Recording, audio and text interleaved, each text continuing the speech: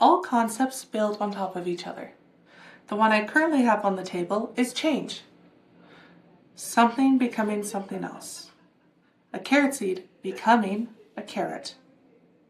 What I'm more interested in our conversation today is how I get involved in changes.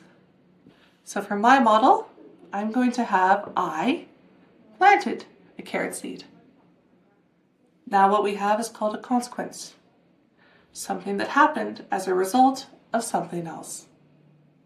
Now that we've taken the abstract idea of consequence and made it concrete in clay, we are going to master the word. For mastery, we want to know what the idea is so that we can put that into ourselves.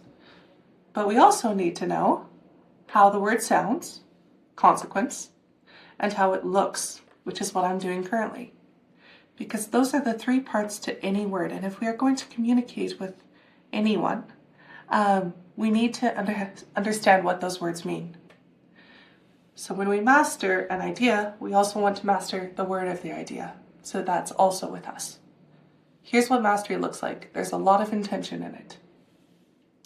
You are consequence, meaning something that happened as a result of something else. You say consequence, meaning something that happened as a result of something else.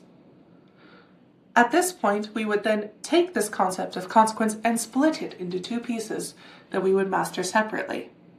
I'm not going to do further mastery or splitting with you, but I will talk about those two pieces.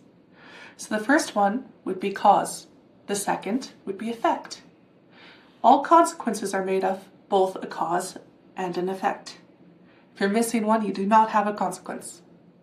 So people who are not understanding the idea of consequence will be people who believe that life just happens. These are typically anxious people because what happens tomorrow is out of their control. It is not predictable by what happened today. For people who are missing cause, we see impulsive people. People who choose according to what they want right now with no thought to what this means in the future.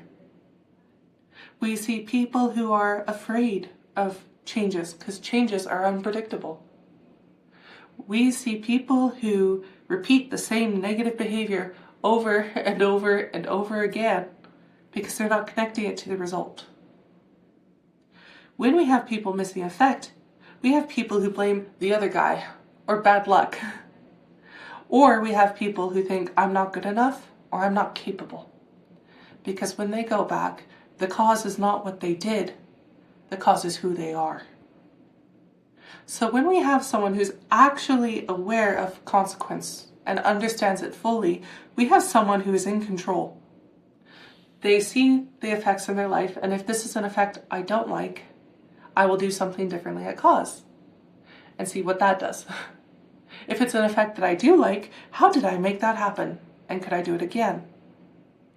So people who understand the idea of consequence are constantly giving themselves positive effects because they act as though everything that they do will lead to something later.